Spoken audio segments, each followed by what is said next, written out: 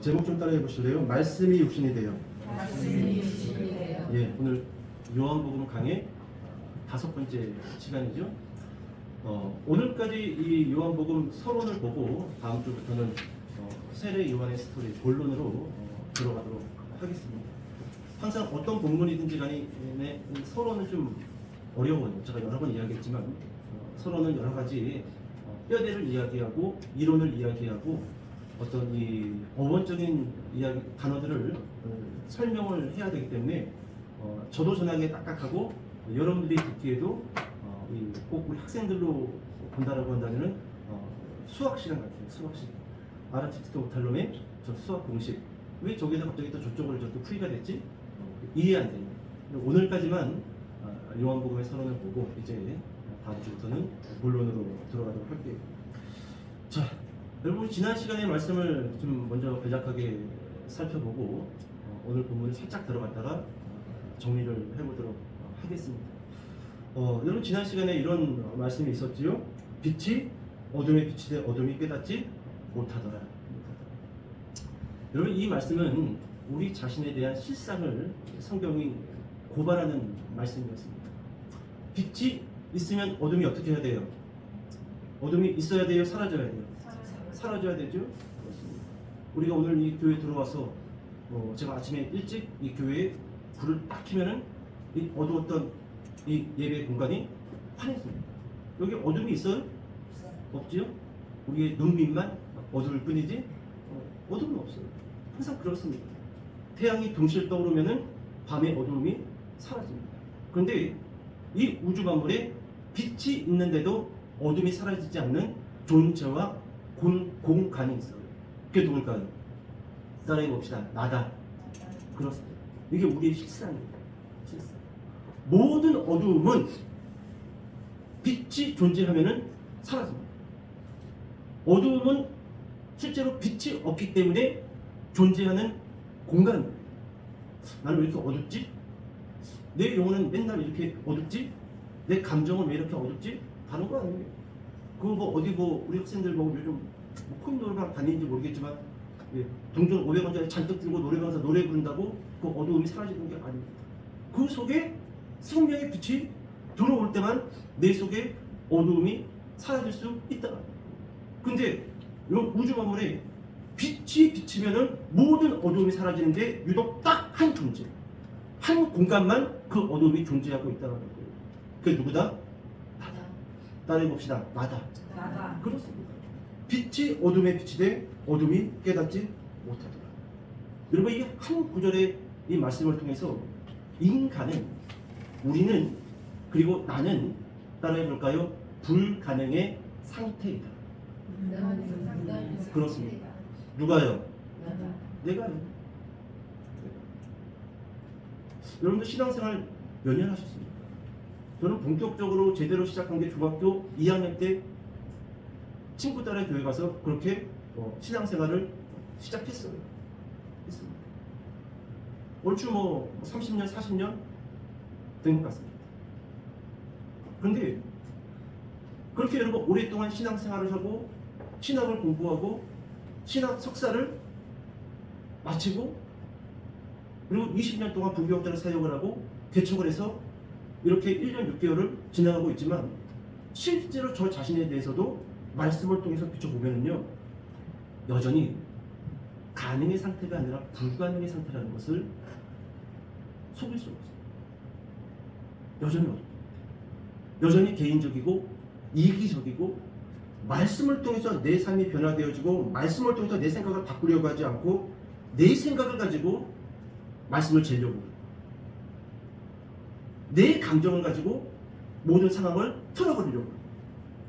한 번도 그 말씀 앞에 온전히 순종하고 나 자신을 지워버리고 세례 요한이 그렇게 이야기했지요. 예수님은 흥해야 되고 나는 쇠해야 돼요. 놀라운 표현입니다. 온전히 그 생명의 빛이 그 세례 요한의 영혼 속에 비치고 있었던 거예요. 그러니까 여러분 우리는 여전히 오랫동안 신앙생활을 해도 나는 흥해야 돼. 내 주장이 맞아야 돼. 내 감정이 더 중요하고 내 상태가 더 우선시되어야 하고 우리는 여전히 그래요. 근데 여러분 실제로 제가 이 자리에서 여러분들에게 말씀을 전가하고 있지만 저 자신을 돌아보더라도 과연 나는 지금 빛이 어둠이 사라진 상태일까? 나는 불가능의 상태에서 가능의 상태로 변화되어지고 걸어가고 있을까? 진짜 속을 수가 없어요. 여전히 나는 불가능의 상태에 놓여 있는 사람이구나. 지금 이 순간에도 생명의 빛이신 그 하나님께서, 그 예수님께서 내 안에 말씀의 빛을 비추시고 성령으로 그 빛을 비추시기 때문에 오늘 이 자리에서 말씀을 증거할 수 있을 뿐이지, 실제로 여러분 그 빛을 싹 가져가면요, 1초도 안 걸려서 저는 목사가 아니라 자연인으로 돌아갈 수밖에 없는 존재다. 우리 실상을 먼저 고발했어요. 빛이 어둠에 비치되 어둠이 깨닫지 못하더라. 우리가 얼마나 많은 말씀을 들었습니까? 우리가 얼마나 많은 예배를 드렸습니까? 하지만 여전히 말씀을 들을 때마다 아리송하지요? 삶의 태도와 목적과 습관에 대해서도 아리송하지요? 이게 우리의 모습이라는 거예요. 깨닫지 못하다. 자, 이처럼 불가능의 상태에 있는 사람을 가능의 상태로 만드시기 위해서 하나님은 두 존재를 준비하십니다. 따라해 보세요. 첫 번째, 세례요. 두 번째, 예수님. 그렇습니다. 불가능의 상태에 있는 사람을 가능의 상태로 움직이시기 위해서 하나님이 두 존재를 준비하셨는데, 첫 번째가 세례 요한입니다. 세례 요한은 누구의 길을 곱게 하기 위해서 준비된 인물이지요? 예수님. 그리고 예수님은 세례 요한이 닦아놓은 그 길을 걸어오시면서 하나님의 생각과 감정과 의지, 곧 하나님이 불가능한 사람을 향한 그 구원의 계획을 예수님이 대언하시고 증언하시기 위해서 하나님으로부터 보내심을 받았다. 두 분이 있어요. 세례 요한, 하나님. 제가 여러 번 이 서론 시간에 이야기했죠. 눈에 보이지 않는 그 하나님의 생각과 감정과 의지를 누가 전달해 줄 거냐. 구약 성경에서는 그래서 하나님은 선지자들을 세웠어요. 저처럼 목회자들을 세웠어요. 그리고 목회자들에게 하나님이 이야기하시는 거예요. 너 백성들에게 찾아가서 이렇게 지적해라. 너 백성들에게 찾아가서 이렇게 말씀해라. 이제 곧 돌아오는 그 수요일 날 우리가 지금 열왕기상 12장 말씀을 들어가는데 두 명의 선지자가 등장하는 본문주죠. 하나님의 말씀을 가지고 북이스라엘의 여로보암 그 왕, 타락한 왕, 베델과 단에 금송아지를 세워서 백성들로 하여금 예루살렘에서 예배를 못 드리게 한 그 왕, 하나님의 한 선지자를 불러서 그 왕에게 가서 너는 내 말을 대언하라. 근데 그 12장 맨 끝에 그 여로보암이 회개했다가 아니라 더 악하여져. 불가능한 상태예요. 불가능한 상태. 이런 구약 시대에는 하나님이 그렇게 선지자들을 통해서 하나님의 말씀을 증언하고 대언했다라고 한다면, 이 신약 시대에 하나님이 맨 마지막으로 누구를 준비시켰다라는 거예요? 예수님. 하나님이신 예수님을 친히 이 땅에 보내심으로 인해서 인간을 향한 그 구원의 계획을 증언하시고 대언하시고 가르치시기 위해서 이 땅 가운데 보내심을 받았다라는 거예요. 자, 그렇다면 여러분, 이처럼 불가능한 존재, 불가능한 사람이 어떻게 가능한 사람으로 새롭게 변화받을 수 있는가? 이 말씀이 요한복음 1장 12절에 기록된 말씀이었어요. 우리 다시 한번 12절의 말씀 크게 한번 읽어보도록 할게요. 1장 12절. 자, 시작. 영접하는 자, 곧 그 이름을 믿는 자들에게는 하나님의 자녀가 되는 권세를 주셨으니. 아멘. 너무너무 유명한 말씀이죠.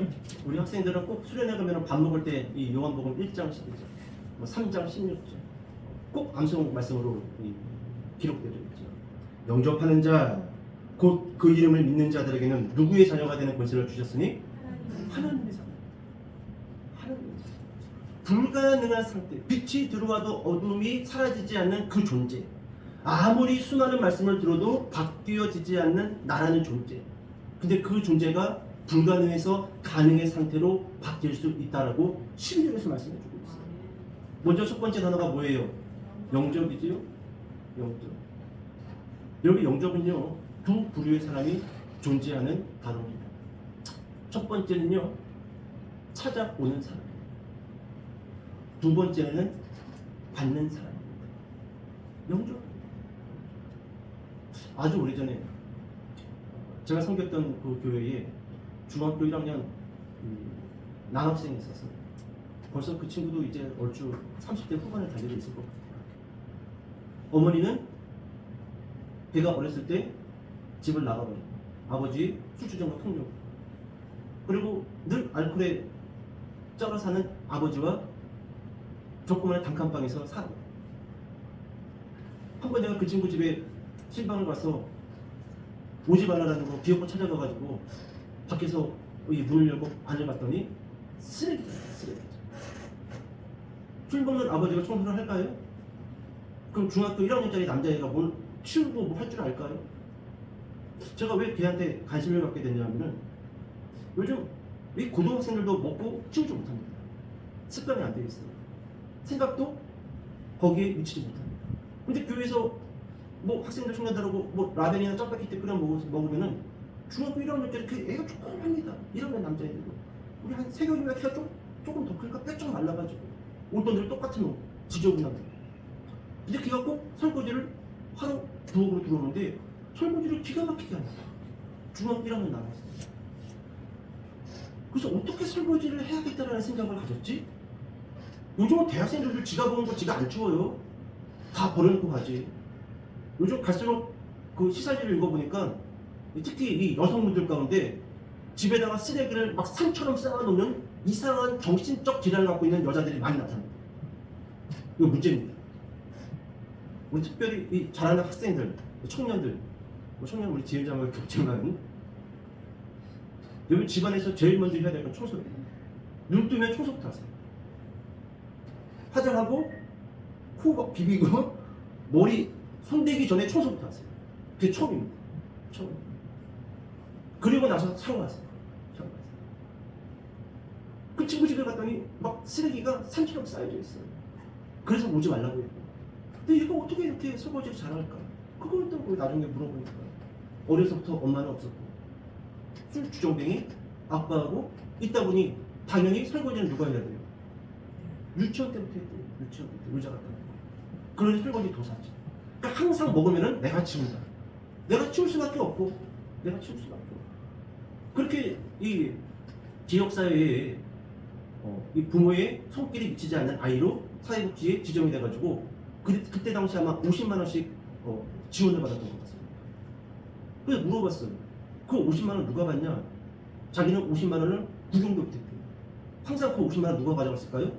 아버지. 그 아버지는 50만 원 가지고 애 옷 좀 사입히고 운동화 좀 사입히지 그 50만 원 가지고 뭐 했을까요? 나가서 먹고 사가지고 들어와서 먹고 쳐먹고 또 쳐먹고 쳐먹고 또 쳐먹고 애를 굴부지라. 그래서 제가 걔를 볼 때마다 너무너무 안타까워가지고 저도 돈이 없지만 그냥 있는 돈 털어가지고 이거 용돈이야. 절대 아버지한테 들키지 말고 잘 숨겼다가 너 사먹고 싶은 거 사먹고 그렇게 늘 용돈을 주고 있어요. 하루는 교회에서 김장을 해가지고 저한테 김장 그 비닐백에다가 두부다리를 이거 전도사님 드세요. 교회 권사님들이 집으로 가져가세요. 근데 제가 그걸 들고 집으로 갈 수가 있을까요? 문득 그 친구가 떠오르는 거예요. 그래서 그 친구 집에 찾아가서 초인종을 누르고 문을 빼꼼히 열었는데 그 거실 바닥에 아버지는 술이 취해서 쓰러지고. 야, 걔 이름이 성원이었는데 김성. 성원이 집에 김치는 있냐? 없어. 냉장고에 아무것도 없어. 이거 2개 먹어라. 전도사님은 권사님들한테 가서 또 뺏어갖고 오면 되니까 이거 먹어라. 그렇게 전달해주고 있어요. 여러분, 영접은 두 부류의 사람이 존재합니다. 찾아온 사람, 그리고 찾아온 사람을 맞이해야 될 사람. 영접하는 자, 영접하는 자. 제가 언젠가에도 설교 시간에 이 자매에 대해서 이야기를 했는지 모르겠어요. 저기 상계동, 화계동, 그 노원구 언저리에 한 몇 평 될까요? 아파트가 방 2개에 한 사람이 걸어가기 힘들 복도가 있는 그런 조그만한 주공 아파트였어요. 그 교회 부임해서 청년부 사진에 이 자매의 얼굴이 있는데 이 자매가 도통교회에 나타나죠. 그래서 그 자매를 수소문 끝에 노원구에 산다는 것을 알게 되었고 찾아갔어요. 전화도 안 받아요. 문자만 보내놓고 일단 그 집 주소를 들고 찾아갔어요. 1시간 반이 걸린 거죠. 초인종을 아무리 누르고 문을 두드려도 그 문이 열리지 않아요. 한참을 아파트 계단에서 앉아있다가 다시 또 1시간 반 걸려가지고 또 교회로 돌아가요. 그렇게 여러 번 있다가 어느 날 문을 발로 꽝꽝 차는데 문이 삥 열려요. 그 자매예요. 오랜 이 육체적인 병과 정신적인 병으로 인해 가지고 약을 한 주먹 먹으면은 그 약에 취해 가지고 불이 나도 깨지가 않아요. 그렇게 그 자매를 만나서 거기서 이야기를 나누고 짐 싸라. 내가 오늘 너 처음 만났지만 너 여기서 죽는다. 너를 케어할 분도 없잖아. 아버지는 돌아가셨고 두 형은 오빠는 집을 나가버려. 어머니도 중병에 걸려서 병원에 계시고 누가 너를 먹이고 누가 너를 시키고 너 여기서 죽는다. 짐 싸라. 그래서 그 자매를 데리고 교회에 와서 한쪽 공간을 그 자매가 수식할 수 있는 장소로 만들어줘서 그렇게 다시금 치료받고 예배 드리게. 이게 영접이라는 거예요. 찾아가는 사람이 있고 그 찾아갈 사람을 만나야 할 사람이 있다는 거예요. 영접하는 자, 영접하는 자. 여러분 예수님께서 우리에게 이처럼 찾아오셨다. 불가능한 상태에서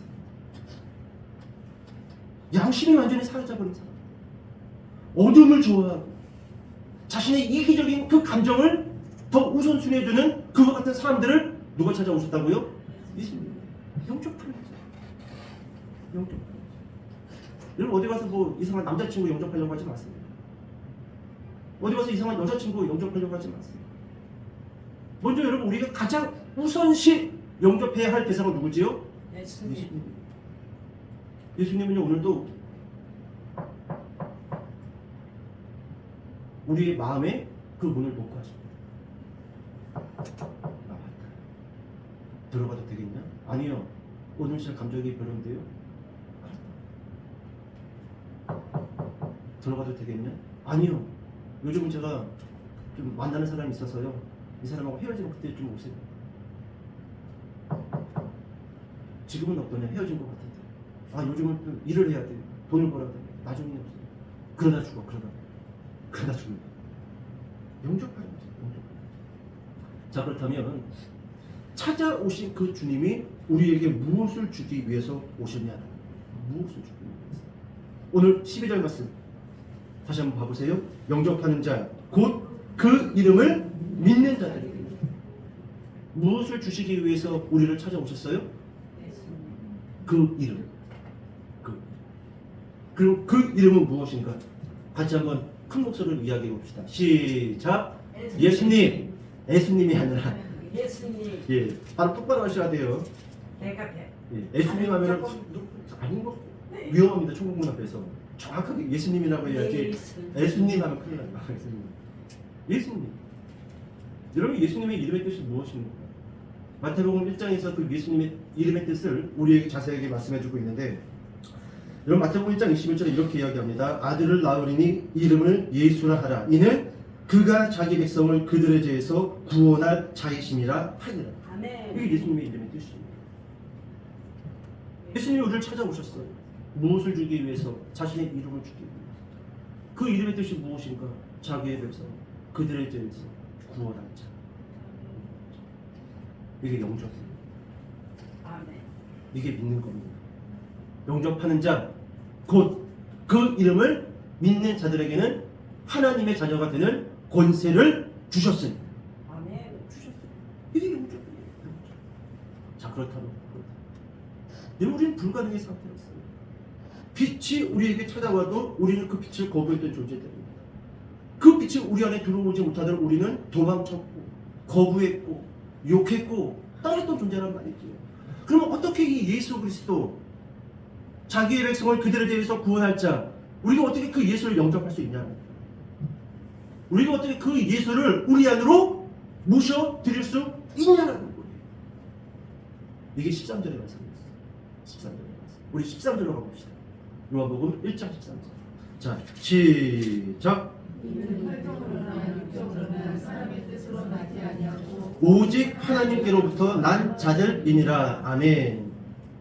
그리고 불가능한 상태의 사람들이 어떻게 예수라는 빛, 그 생명의 빛, 그 구원자, 그 이름을 우리가 받아들일 수 있냐라는 거예요. 우리가 어떻게 영접하고 어떻게 믿을 수 있냐라는 거예요. 저는요 3대째입니다. 여러분, 그래서 우리가 예수를 믿을 수 있을까요? 우리가 예수님을 영접할 수 있을까요? 저는요 어려서부터 성경을 많이 읽었어요. 성경을 얼추 이해합니다. 여러분들께 성경 지식이 많아지면 예수를 영접할 수 있을까요? 아니에요. 저희 아버지가 목사님인데요, 제가 왜 영접을 못해요? 저는 제가 청년 시절까지만 해도 목사님의 자녀들은 우리 믿음이 다 좋을 거다라고 생각했어요. 은혜, 당연히. 그러면서 간혹 그 목회자 집안에서 망나니 같은 자식들에 대한 이야기를 들으면서 그것은 만에 한 명 정도 그럴 거다라고 생각을 했어요. 근데 신학교를 들어가고 제가 목회자가 되어 보니까 여러분들 자식이나 제 자식이나 똑같아요. 영접은 그렇게 되는 게 아니더라고요. 믿음 좋은 거는 3대 집안에서 태어나서 부모님이 교회 장로님이고 권사님이라서 믿음이 좋다? 아무 상관없어요. 물론 조금 우리를 그 믿음의 문 앞으로 인도하는데 도움을 줄 수 있을지는 모르겠지만 영접은 시킬 수 있어요. 믿음은 가질 수 없다. 13절에 뭐라고 이야기합니까? 혈통으로나 집안의 내력으로 믿을 수 있다라는 게 아닙니다. 육정으로나, 육정 있지요. 우리 가솜이나 우리 세영이가 잘생긴 남자들만 보면 막 갑자기 뜨거워지잖아. 졸렸더니 또 눈이 확 띄어지고. 육정이에요, 육정. 이런 감정으로도 믿음을 가질 수 없다라는 거예요. 목회자가 기가 막히게 잘생겨가지고 막 눈이 팍 눈에 띄어도 여러분 눈이 띄었을 뿐이지 그걸로 영접할 수 없다는 거예요. 영접할 수 없다. 제가 신학교 3학년 때 청학생회 대학교 총무일을 할 때 저기 용인 술지에 있는 지구총교 이동원 목사님, 어마어마한 대형교회죠. 그 교회 수송 목사님 사모님이 저랑 동기인데 제가 이 학교 총무일도 하고 2년 동안 학교 예배 체풀 찬양을 인도하다가 그 사모님이 눈에 탁 이렇게 찍힌 거예요. 전도사님은 4학년 졸업하면 딴 데 갈 생각하지 마시고 좋다, 우리 교회로 갑시다. 우리 교회로 갑시다. 왜요? 그냥 갑시다. 그래서 체육대회, 가을 되면 체육대회 하잖아요. 대학교들마다 축제도 하고. 그러면 이제 뭐 총학생회에서 막 이것저것 준비하고 살도 시커멓게 그을리고. 그럼 그 사모님 선크림 갖고 와서 우리 교회 사역자들은 피부도 하얘야 됩니다. 피부 관리도 하셔야 되면서 제 손등에도 선크림 발라주고 얼굴에도 선크림 발라주고 절대로 딴 교회에서 가자고 해서 가시면 안 됩니다. 그리고 침침대를 벗어나서 선결대로 대학을 옮겨버렸죠. 여러분, 영접은요 혈통으로나 육정으로나 사람의 뜻으로 되는 게 아니에요. 뭐라고 이야기합니까? 오직 하나님께로부터 난 자들입니다. 우리가 어떻게 예수님을 영접할 수 있습니까? 우리가 어떻게 예수님을 나의 구원자로, 나의 죄를 짊어지시고 나의 죄를 용서하시기 위해서 십자가에서 물과 피를 다 흘리십니까? 그것을 어떻게 알고, 그것을 어떻게 믿고, 그것을 어떻게 고백할 수가 있는지, 어떻게 하나님을, 다른 사람들은 그 하나님이란 존재도 거부하는데 나는 그 하나님을 때때로 기도할 때마다 아버지라고 부를 수 있냐? 이게요 혈통으로나 육정으로나 사람의 뜻과 지식으로 가능한 게 아니라, 누구로부터 난 자들이니라? 하나님으로부터 난 자들입니다. 그래서 여러분 이렇게 고백하고, 하나님, 내가 예수님을 나의 구원자로 고백할 수 있는 것은 따라해 봅시다. 은혜입니다. 은혜입니다. 그래, 은혜. 이거 잊어버리지 마세요. 이거 잊어버리지 마세요. 오늘도 하나님이 내 안에 은혜 공급하심을 멈추잖아요. 오늘 저녁부터 불신자입니다. 불신자. 무서운 거예요. 예전에 여기 유명한 예가 있잖아요. 서울의 큰 대형교회 수석장님, 헌금을 가장 많이 하고 교회 일에 늘 부파를 걷어 올려서 도왔던 척. 근데 어느 날 안 해버리셨어요. 시한부 몇 개월 딱 떨어졌습니다. 그 소식 듣고 주일에 교회 갔다. 가지고 어느 날 담임 목사님이 연합 예배를 마치고 그 장로님 집에 찾아갔어요. 장로님 그래도 추석 장로님이고 오랫동안 교회 청년들이나 성도들이 장로님의 모습을 보고 그렇게 존경하고 그렇게 바라보고 있는데 장로님 예배를 안 나오시면 어떡합니까? 그랬더니 그 장로님이 한마디 하시고 뒤로 쓰러지셔서 돌아가셨어요. 그 한마디가 뭔지 아세요? 나 예수합니다! 침이 확 튀었는데 나 예수합니다! 그러니까 평생을 그렇게 죽도록 충성했던 장로님이요 돌아가시기 일보 직전에 나 예수합니다. 그리고 쓰러져요. 사람의 뜻으로 육중으로 철통으로 아니에요. 내 실력으로 내 돈으로 아니에요. 우리는 항상 오늘도 하나님 내가 이 예배의 장소에 와서 하나님을 믿고 하나님을 찬송할 수 있고 그 말씀이 내게 들리는 것이 내가 어려서부터 교회를 다녔기 때문에가 아니라 하나님의 은혜라는 사실을 고백하셔야 돼요. 아멘. 옆 사람 쳐다보시고 이렇게 인사하세요. 하나님의 은혜입니다. 그렇습니다. 하나님의 은혜입니다. 하나님의 은혜. 오직 하나님께로부터 난 자질입니다. 자, 그렇다면 우리를 찾아오시는 그 예수님, 하나님의 생각과 감정과 의지를 우리에게 가르치시기 위해서 찾아오신다고 말씀하신 그 예수님, 우리가 영접해야 할 그 예수님, 그 예수님이 어떠한 모습을 가지시고 우리에게 찾아오십니까? 우리에게 찾아오십니까? 여러분 그 말씀이 14절 말씀입니다. 14절 말씀. 우리 14절 큰 목소리로 읽어보도록 할게요. 14절. 자, 시작. 말씀이 육신이 되어 우리 가운데 거하심에 우리가 그의 영광을 보니 아버지의 독생자의 영광이요 은혜와 진리가 충만하더라. 아멘. 딱 두 가지만 보고 간략하게 설교를 가름하겠습니다. 먼저 우리가 영접해야 할 그 예수님이 어떤 모습으로 오신다라고 14절에 기록되어 있지요. 말씀이 육신, 사람의 모습을 해서 우리에게 찾아오셨다. 이것은 가장 친숙한 모습, 가장 거부가 없는 모습으로, 가장 완벽한 모습으로 사람에게 포커스를 맞춰서 사람의 모습을 입고 우리에게 찾아오신다. 여러분 만약에 하나님의 아들 예수님이 우리를 찾아오시는데 하얀 소복을 입고 머리를 이렇게 길어가지고 나다, 깜짝 놀라죠. 깜짝 놀라죠. 아니면은 갑자기 산길을 산책하고 있는데 예수님이 나무의 모습으로 나다, 얼마나 놀랍니까? 얼마나 놀랍니까? 가장 친숙한 모습, 가장 사람들이 알아듣기 보기에 가장 완벽한 모습으로 육신을 입고 우리에게 오셨다. 저는 여기에서 먼저 여러분들에게 이 말씀을 전해드리고 싶습니다. 예수님이 사람의 모습으로 오셨다라는 것은요, 잘 기억하세요. 이성을 초월해서 오셨지만 신비주의로 오시지 않았다라는 겁니다. 여러분 성경은요, 초월적인 책이에요. 초월적인 책. 하지만 신비주의적인 책은 아닙니다. 이게 여러분 우리가 믿음을 생각할 때, 믿음의 세계를 생각할 때 꼭 기억해야 할 말씀입니다. 다시 한번 좀 더 자세하게 설명드릴게요. 여러분 믿음의 세계가 뭡니까? 우리가 가지고 있는 그 믿음은 어떻게 우리가 좀 바라봐야 되는 이거예요. 이성의 세계에 가두려고 해서는 안 되지만 신비주의로만 몰아가서도 안 되는 것이 믿음입니다. 그런데 갈수록 양극단을 만들고 있어요. 공부를 많이 한 사람들은요, 성경을 이성에 가두려고 합니다. 이게 자유주의 신학이에요. 제가 언젠가 얘기한 자유주의 신학. 초월적 이성에 반하는 말씀들은 다 제한합니다. 예수님의 성육신 사건도 제한해요. 언젠가 얘기한 베드로가 무리를 걸었던 그 사건도 제한해요. 자유주의 신학. 지금 아주 무섭게 전 세계 기독교의 자유주의 신학의 바람이 불어요. 초월적 이성은 다 제한해요. 또 한쪽 부류, 극단을 달리는 부류가 어딥니까? 11주. 말씀이건 뭐건 다 필요 없어. 그냥 10시간이건 11시간이건 그냥 뒤있다 기도하다가 뭐 하나 보면 돼. 뭐 하나 보고 뭐 하나 들으면 돼. 그리고 맨날 그런 집회만 쫓아다니는 거야.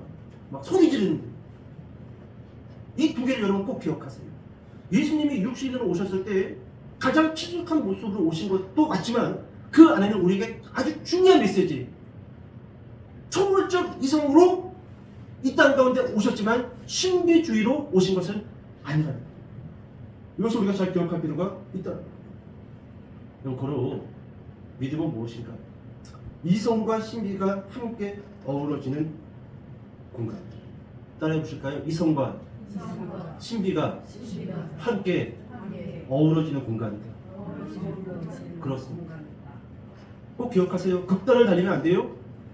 이성과 생각 안에 성경을 가둬서는 안 되고, 한쪽 극단, 신비주의로만 성경을 바라봐서는 안 돼요. 우리 그런 말 있죠? 그 곰이 감나무 밑에서 입 벌리고, 이런 말 있죠? 우리나라 속담 가운데 감 떨어지기만 기다린다. 이게 신비주의.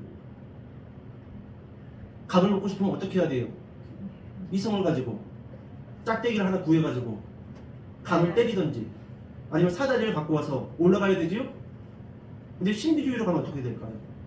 준이야 하나만 안 떨어져. 떨어져도 뭉텅이 갖고 떨어집니다. 먹을 수 없어요. 먹을 수 없어요. 이걸 꼭 기억하세요. 믿음은 이성과 신비가 함께 어우러지는 공간입니다. 그런데 여러분, 이성은 우리의 영역이에요? 하나님의 영역이에요? 우리의 영역. 신비는 우리의 영역이에요? 하나님의 영역이에요? 그렇죠? 그럼 우리는 어디에다가 집중을 해야 될까요? 이성의 영역에 집중을 해야 돼요. 그래서 말씀을 볼 때, 기도를 할 때, 성령의 충만함을 받을 때, 어떤 기적과 표적을 받을 때 우리는 우리의 영역, 이성의 영역에다가 우리의 믿음을 두고 하나님께 기도하셔야 돼요. 근데 여러분, 많은 사람들이 그렇게 하지 않아요. 만약에 여러분, 우리 기쁨의 교회가 이제 성도들이 어느 정도 차가지고 새벽 예배를 스타트했다고 쳐봅시다. 그래서 우리 다솜이가 지금 미국 유학 갔다 하지? 그치? 이제 미국 유학 갔다가 오늘 다시 한국으로 들어왔는데, 이제 기쁨의 교회 새벽 예배에 나가서 나도 좀 새벽 재단을 쌓아야 되겠다. 그치? 그러면 새벽 예배를 드리려면 새벽 4시 반에 일어나야 됩니다. 그래 5시에 예배를 드릴 수 있으니까. 그러면은 이성적인 사고를 갖고 있는 사람이라고 한다면 일찍 자야 돼요? 늦게 자야 돼요? 일찍 자야 됩니다. 적어서 한 10시 전에는 자야 돼요. 그래서 편안하게. 그런데 신비적인 믿음을 가지고 갑자기 10시에 BBQ에 전화를 합니다. 치킨 반 마리, 양념 반, 프라이드 반. 그래서 10시에 배달을 시켜서 그걸 배부르게 먹고, 그리고 유튜브를 한참 보다가 보니까 새벽 1시야. 네, 뭐 일어날 수 있겠지. 그리고 뭐 하나님이 날 깨워주시겠지. 핸드폰으로 알람도 맞추지 않고 누워 계셔. 눈 뜨면 몇 시일까요? 12시에요. 학교도 못 갑니다. 학교도. 근데 여러분, 많은 사람들이 그렇게 신앙생활을 해요. 많은 사람들. 여러분, 신비의 영역은요, 하나님의 영역이에요. 우리는 그 영역에서 우리가 할 수 있는 일은 아무것도 없습니다. 기대도 하지 마세요. 하나님이 알아서 그 영역을 하실 거예요. 우리가 계속적으로 해야 되는 믿음의 영역은 뭐냐면 이성적인 영역이에요. 이성적인 영역. 새벽 예배를 드리고 싶으면 일찍 자야 돼요. 밤늦게 안 먹어야 돼요. 하나님, 나를 건강하게 하여 주시옵소서. 하나님, 내가 피부가 좋아지게 하여 주시옵소서. 그리고 기도하고 나서 밤 12시에 치킨 먹으면 피부가 좋아질까요? 박살되는 거예요. 그 신비적인 영역이에요. 그런 믿음을 버려야 됩니다. 이성적인 영역. 세수를 잘하고, 그래도 안 되면 피부과에 가서 좀 치료도 좀 받고, 레이저 치료도 좀 받고, 그렇게 이러면 이성적인 믿음을 가지고 우리가 살아가야 된다는 거예요. 저는 그래서 여러분, 개인적으로 여러분들에게 이렇게 말씀드리고 싶어요. 이성적인 믿음을 소유하기 위해서 기도하십니다. 기도할 뿐만 아니라 이성적인 사람이 되기 위해서 독서도 하시고 성경도 꾸준히 읽어나가시기 바랍니다. 그렇게 여러분, 우리가 이성적인 믿음을 가지고 걸어갈 때 신비적인 영역, 이성적인 영역으로 안 되는 그 부분에서 하나님이 신비적인 영역으로 우리들을 열어주시는 거예요. 우리들을 열어주시는 거예요. 여러분, 이단 중에 여호와 증인이 있습니다. 여호와 증인은 몇 가지 거부하는 것들이 있어요. 첫 번째, 지총을 거부합니다. 총을 짚는 것을 거부해요. 그래서 여러분, 군대 갔다 온 남자들은 알아요. 여호와 증인 아이들이 군대 들어오잖아요. 그러면 훈련소에서 훈련이 마쳐진과 동시에 걔들은 구속됩니다. 군생활이 끝날 때까지 구속됩니다. 왜요? 걔들은 총 잡는 거를 거부를 해요. 이거 신비주의적인 믿음이에요. 왜 집중하는 걸 거부하느냐? 왜 칼을 드는 걸 거부하느냐? 그거예요. 총을 든다는 것은 누군가를 죽이려고 총을 드는 거잖아요. 근데 여러분, 우리나라 군인들이요, 무지한 사람들, 공격하지도 않는 사람들을 총을 들어서 죽이려고 군대 가서 훈련받는 거 아니에요. 여러분, 우리나라의 이 군인들은요, 북한이 쳐들어오면은 막아야 될 거 아니에요. 방어하기 위해서 총을 든 거지, 누군가를 살인하고 누군가를 약탈하고 무언가를 빼앗기 위해서 총을 드는 것이 아니라는 거예요. 제가 수년 전에 이 앞에서 전도를 하다가 여호와 증인 사람들 3명을 만났어요. 나이 드신 분들. 이 이야기를 하는 거예요. 나보고 군대를 갔다 와. 혼자 갔다 왔다. 훈련장에 가다 제가 그랬더니 그런 얘기를 하는 거예요. 어떻게 하나님의 사람들이 사람을 죽이려고 총을 들 수가 있냐. 그 내가 그때 그 아저씨한테 그렇게 얘기했어요. 그럼 아저씨 집에 따님이 계십니까? 딸 둘이 있고. 그럼 제가 오늘 밤에 아저씨 두 딸을 겁탈하기 위해서 제가 창문을 깨고 들어갔습니다. 그러면 아저씨는 나는 하나님 믿는 사람이니까 저 사람을 때리면 안 돼. 그러고 있을 거예요? 라고 했더니 나보고 괴견해. 무슨 말도 안 되는 소리. 제발이 그 말이에요, 아저씨. 우리가 총을 드는 것은, 우리나라의 군인들이 총을 드는 것은, 훈련을 받는 것은 누군가를 죽이기 위해서 배우는 게 아니라 북한이 언제든지 공격할 수 있으니까, 중국이 언제든지 공격할 수 있으니까, 일본이 언제든지 독도는 우리 땅이다라고 공격할 수 있으니까 그것을 막고 방어하고 우리 국민의 생명과 재산을 보호하기 위해서 총을 드는 겁니다. 그랬더니 가버렸겠네. 웃기지도 않죠? 이게 신비적인 믿음이라는 거예요. 이성적인 믿음을 갖고 있어야 된다는 거예요. 두 번째, 여호와 증인을 거부하는 게 뭡니까? 수혈을 거부합니다. 수혈. 여러분, 여호와 증인 부모를 둔 자녀들이요, 이 수혈 거부 때문에 수술을 못 받고 죽은 아이들이 몇 해요.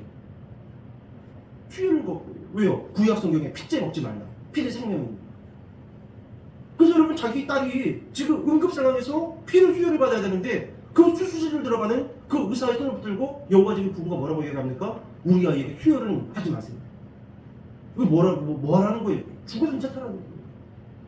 이게 여러분 이성적인 믿음이에요? 신비적인 믿음이에요? 신비적인 믿음이라는 거예요. 여러분, 피를 먹지 말라는 것은요, 구약시대 때 피는 생명입니다. 그래서 그 생명을 경시 여기는 그 야만적인 사회에서 생명을 중시 여기는 하나님의 백성이다라는 말씀이에요. 근데 아직까지도 휴대폰 안 먹는 분들 계시죠? 선지국도 안 먹고 구약 성경에 피를 먹지 말라고 했으니까 그 맛있는 선지국도 못 먹어보고, 그 맛있는 순대도 못 먹어보고. 여러분, 신비적인 이성적인 생각을 가지고 세상을 살아가야죠. 세 번째, 이거 뭐 좀 정리합시다.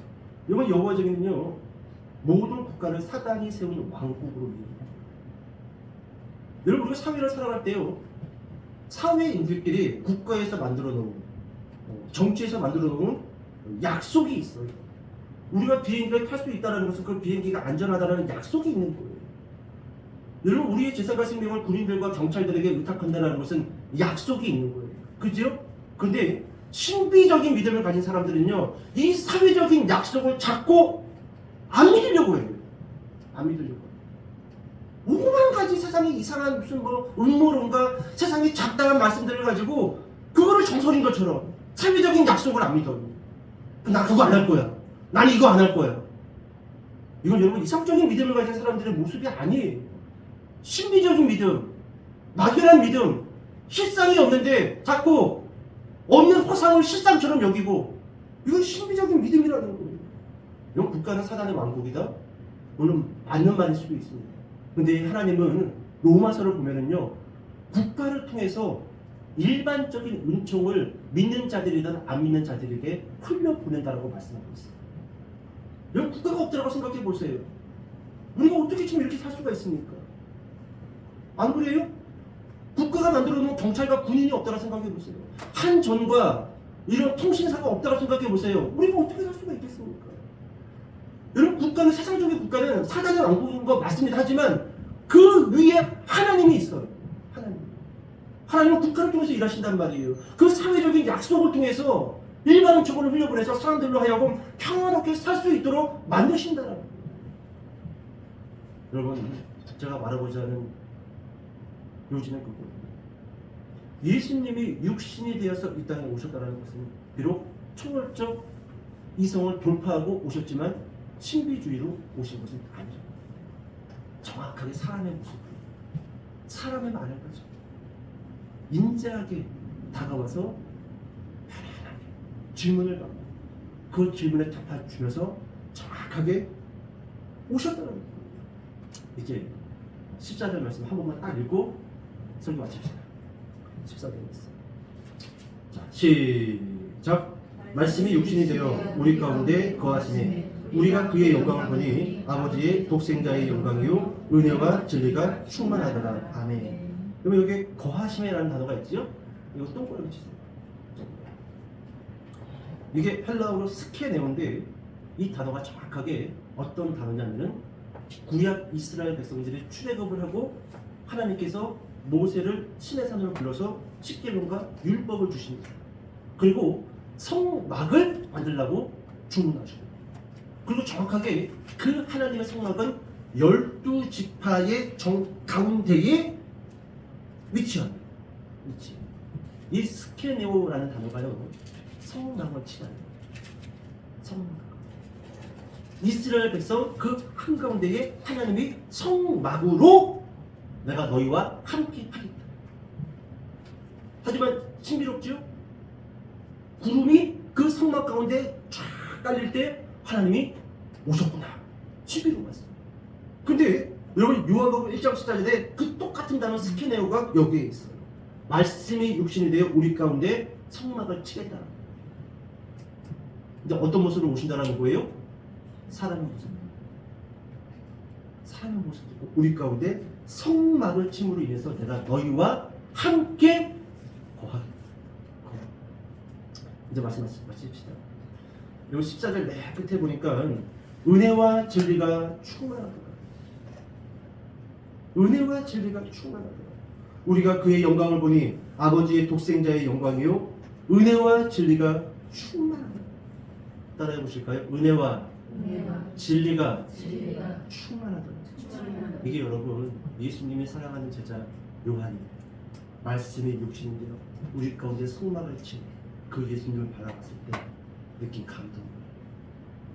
은혜가 충만한 거. 예수님을 통해서 무엇이 충만했다고요?